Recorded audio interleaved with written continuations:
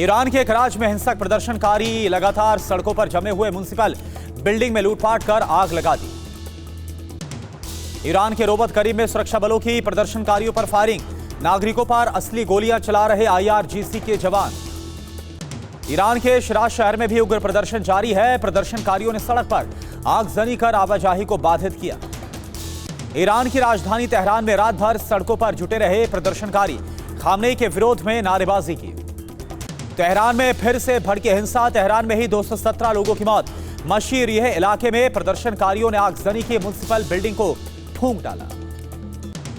Tehran में Iran के supreme leader के विरोध में जमकर नारेबाजी, खामनेई मुर्दाबाद के नारे लगाए। ईरान के तेहरान, इस्फहान और मशहद में सड़कों पर उतरे प्रदर्शनकारी आगजनी कर जताया विरोध। पूरे ईरान में आज भी इंटरनेट सेवा बंद। तेहरान में प्रदर्शन का सामने आया एक और वीडियो, पूर्व शाह के समर्थन में लोगों ने जिंदाबाद के नारे लगाए। ईरान के कोम शहर में भी खामनेई सरकार का जबरदस्त विरोध। प्रदर्शनकारियों ने रजा पहलवी के समर्थन में नारेबाजी की। खामनेई के खिलाफ जर्मनी के म्यूनिख में प्रोटेस्ट, पूर्व शाह का झंडा लेकर प्रदर्शनकारियों ने खामनेई सरकार का विरोध जताया। ईरान में विरोध प्रदर्शन में मरने वालों की संख्या बढ़कर 62 तक पहुंच गई। दिसंबर के आखिर में सरकार के खिलाफ शुरू हुआ प्रदर्शन अब भी जारी है। ईरान के सुप्रीम लीडर खामनेई ने चेतावनी दी, प्रदर्शनकारियों पर कार्रवाई करेंगे सिक्योरिटी फोर्स। ईरान के न्यायपालिका प्रमुख का बड़ा बयान, प्रदर्शनकारियों को बिना किसी कानूनी नरमी के कड़ी सजा दी जाएगी। ईरान से बड़ी खबर, राष्ट्रपति मसूद पेजेश्कियान के इस्तीफे की खबर है। खामनेई को इस्तीफा सौंपा, TV9 भारतवर्ष इस्तीफे की पुष्टि नहीं करता। ईरानी राष्ट्रपति पेजेश्कियान का अमेरिका और इजराइल पर बड़ा आरोप, कहा ईरान में हो रहे प्रदर्शन में सीधे तौर पर ये दोनों देश शामिल हैं। ईरानी अधिकारी का दावा, मिलिट्री साइट्स की ओर बढ़कर गृहयुद्ध की कोशिश कर रहे प्रदर्शनकारी। ईरान में चश्मदीदों का बड़ा आरोप, प्रोटेस्ट में शामिल नहीं होने की चेतावनी के मिल रहे टेक्स्ट मैसेज। ईरान में विरोध प्रदर्शन पर ट्रंप ने ईरानी नेताओं को चेतावनी दी, आप गोली चलाना शुरू ना करें, नहीं तो हम भी गोली चलाना शुरू कर देंगे। ईरान में प्रदर्शन के बीच सोशल मीडिया एक्स का ऐतिहासिक कदम, ईरान के आधिकारिक झंडे को राजशाही वाले सूरज और शेर के झंडे से बदल दिया। भारतीय विदेश मंत्रालय का बड़ा बयान, ईरान में करीब 10,000 भारतीय मौजूद हैं, वहां के हालात पर हमारी पैनी नजर है। जयपुर में बेकाबू ऑडी कार का कहर, पत्रकार कॉलोनी के पास 16 लोगों को रौंदा, एक शख्स की मौत, घायल 15 लोग अस्पताल में भर्ती। कार में 3 लोग सवार थे। राजस्थान के कोटा में छत पर चलते चलते अचानक से गिरा युवक, संदिग्ध हालत में थम गई युवक की सांसें। पटना जिले के बाढ़ में NTPC की राख जाने वाली पाइप लाइन फट गई, तेज फव्वारा निकला, आसपास के खेतों में फैल गया पानी और राख का मलबा। रुड़की के गंग नहर कोतावली क्षेत्र में DAV कॉलेज के बाहर 2 पक्षों में मारपीट, अचानक से गोली चलने से अफरा तफरी मच गई। बिहार के गया में जम्मू तवी कोलकाता एक्सप्रेस पर पथराव हुआ, RPF ने अभियुक्त मोहम्मद आरिफ को गिरफ्तार किया। पीएम मोदी आज से 3 दिन के गुजरात दौरे पर रहेंगे। सोमनाथ स्वाभिमान पर्व में भाग लेंगे और ओमकार मंत्र का जाप करेंगे। राष्ट्रपति द्रौपदी मुर्मू ने बजट सत्र की मंजूरी दी है। 28 जनवरी से 2 अप्रैल तक 2 सेशंस में बजट सत्र चलेगा। राष्ट्रपति के अभिभाषण से शुरू होगा बजट सत्र, 29 को पेश होगा आर्थिक सर्वेक्षण, 1 फरवरी को पेश किया जाएगा बजट। पंजाब कैबिनेट बैठक में कल बड़े फैसले, डिजिटल ओपन यूनिवर्सिटी नीति 2026 को मंजूरी, डिजिटल यूनिवर्सिटी वाला देश का पहला राज्य बनेगा पंजाब। अमित शाह ने गुरुग्राम में लॉन्च किया राष्ट्रीय IED डेटा मैनेजमेंट सिस्टम, आतंकवाद के खिलाफ ढाल बनेगा नया टूल। जेडीयू नेता केसी त्यागी की प्रधानमंत्री को चिट्ठी, चौधरी चरण सिंह और कर्पूरी ठाकुर को भारत रत्न देने की मांग। हेमंत विश्वा शर्मा का बड़ा बयान, जनवरी के आखिर तक गौरव गोगोई के पाकिस्तान कनेक्शन का पर्दाफाश, पत्नी बच्चों की नागरिकता पर हमला बोला। महाराष्ट्र के सोलापुर में ओवैसी ने कहा ऐसा दिन आएगा हिजाब पहने महिला देश की प्रधानमंत्री बनेगी।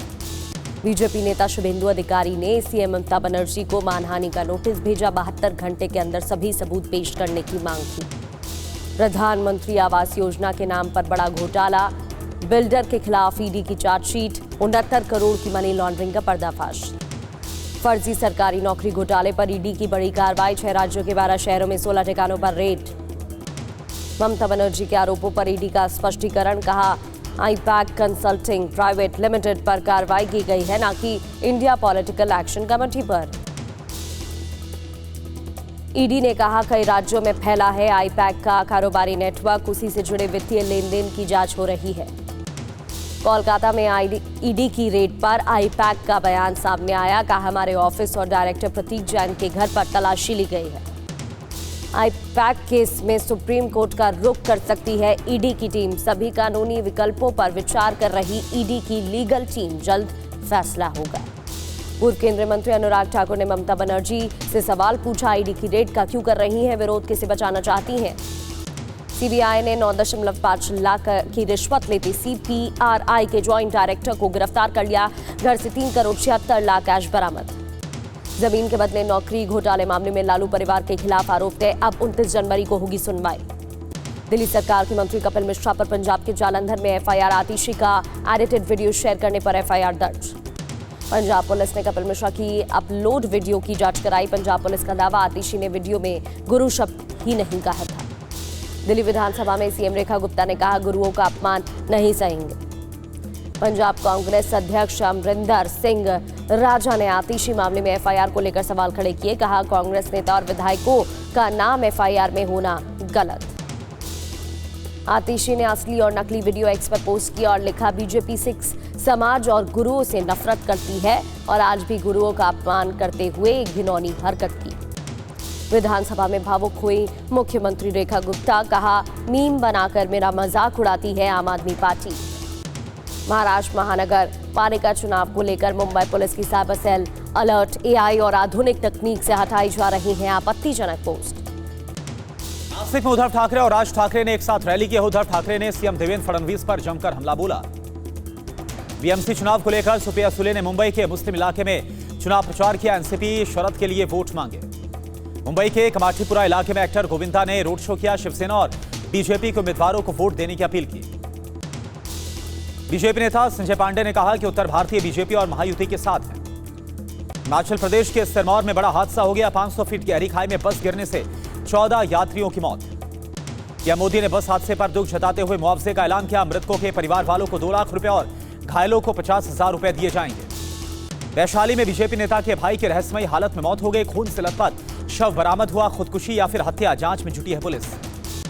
संभल में सनसनीखेज वारदात। प्रेमी के साथ मिलकर पत्नी ने ही पति की हत्या कर दी। पत्नी, प्रेमी और भाई गिरफ्तार। तुर्कमान गेट हिंसा मामले में 13वां अभियुक्त गिरफ्तार। 30 हजारी कोर्ट ने 8 अभियुक्तों को 14 दिन की न्यायिक हिरासत में भेजा। ग्रेटर नोएडा में दूषित पानी से 50 से ज्यादा लोग बीमार हो गए। सेक्टर अल्फा 2 के लोगों का आरोप, सप्लाई के पानी में आ रहा सीवर का पानी। धौलपुर में 2 शातिर चोर गिरफ्तार। 2,70,000 कैश बरामद। 100 सीसीटीवी खंगालने और 1000 किलोमीटर पीछा कर पुलिस ने आगरा से गिरफ्तार किया।